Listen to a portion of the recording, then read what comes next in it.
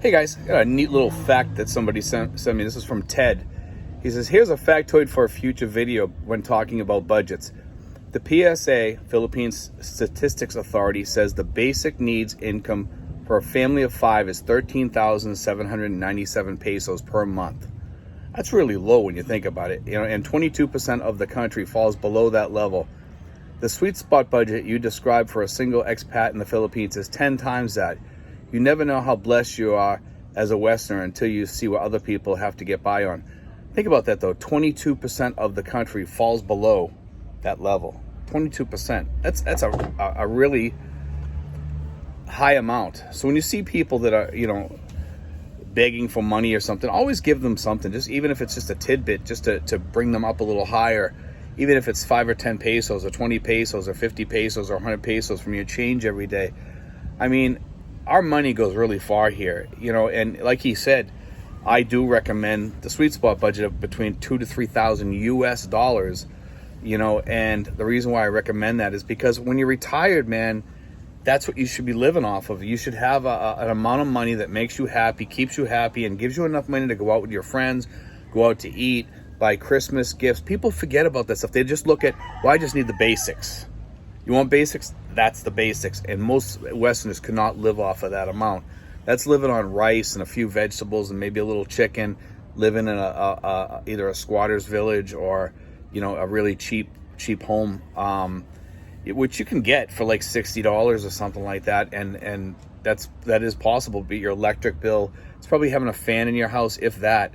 That's the very basic needs for a person to survive over here, for a family to survive over here. That's the basics, so don't get lost in all these things that people are saying out there that you can live on 500, you can live on 700 or 1,000. If you own your own home and you grow some of your own food and stuff like that, and you're a loner and you don't go out much, you can probably live on really, really cheap budgets. But it's getting by. It's just eking by.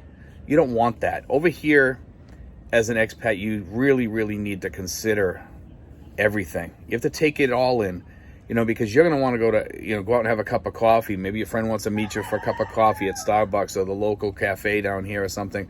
Or maybe they want to go someplace for the day, and you might have to chip in a few bucks to go or whatever, things like that.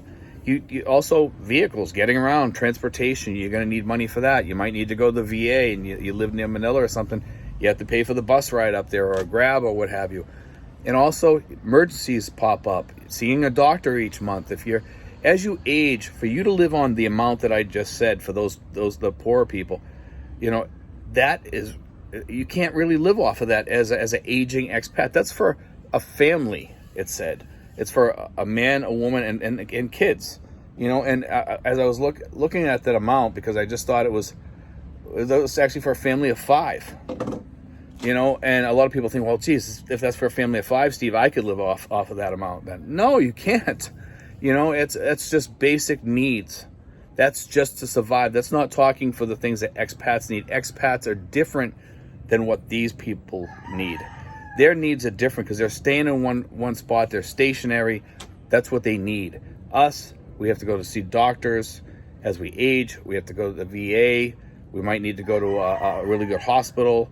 We need medications. Some guys need metformin. Some guys need pain pills or what have you. This stuff all costs you money to survive here. So for an expat coming over here, you have to put all this in your budget. And as you age, you're probably going to need more prescriptions and stuff. Some guys need that. They don't take care of themselves very well. I've been lucky. My cough is gone. I had a cough. It seemed like it was with me for like about 6 months. I had pneumonia. I had the flu. I had a bad cough. I had several colds, and I had rhinitis. Almost all within this time period of 6 months. Finally, I'm over it. Finally, thank God. My sciatica, it's getting treated now, and the new treatment seems to be working okay. It does take a couple hours for it to get out of me, but when I take one of the new pills that I have now, which doesn't raise my creatinine levels, it helps me a lot. So that's helping me, because I've had a lot of you guys asking, hey Steve, how's your sciatica? At least now I'm taking a medicine that's safer I'm taking Flexeril actually, and I'm gonna start getting that treated. I'm gonna get treated also for the sciatica. This will buy me some time to do the things I need to do. But anyway, guys, remember, don't get fooled by these guys out there telling you what you can live on. You really, to be happy over here, if you want to travel and go island to island, perhaps go over to Thailand once in a while, you really need to be in that $2,000 to $3,000 budget. That's where you need to be. $1,500 at the least, and that's pretty much basics for an expat, because you want to have certain foods. Most of the guys over here are pretty picky about their foods. They still want to have some Western foods. They might want to get up and have flapjacks or pancakes or bacon and eggs and toast or something like that. That costs money. It's definitely costs you some money. Maybe you want to have a BLT for lunch or something like that. That costs money to buy bacon and meat and stuff like that. A lot of guys are on vegetarian diets and stuff like that. It's possible to do over here, but I find when I go to the market here that a lot of vegetables are really limited. They're limited. They're very, very limited. And, you know, there's certain things that you can't find around here. I mean, I'm lucky that my market here has asparagus once in a while. I'm a big fan of asparagus. I love asparagus. It's healthy. It's good for you. And I mix it with my macaroni and cheese, and it's delicious. You know, so anyway, guys, I just want to put that out today. I thought that was kind of a cool fact. And I also want to wish you guys a Merry Christmas and a Happy Holidays to all you guys out there. And be sure to like and subscribe. And also, guys, be sure to watch the ads. The ads help your favorite vloggers. If you wanna help your favorite vlogger, we don't ask for any money. I just ask people, just let the ads run. It helps us, okay? And be sure to give me a thumbs up too, because that helps promote the channel or whatever too. So it pushes the channel further, and you know, it helps our income. We don't make a ton of money off these things.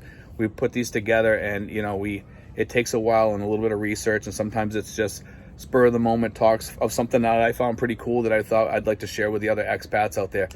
Anyway, guys, God bless, take care, and enjoy your holidays.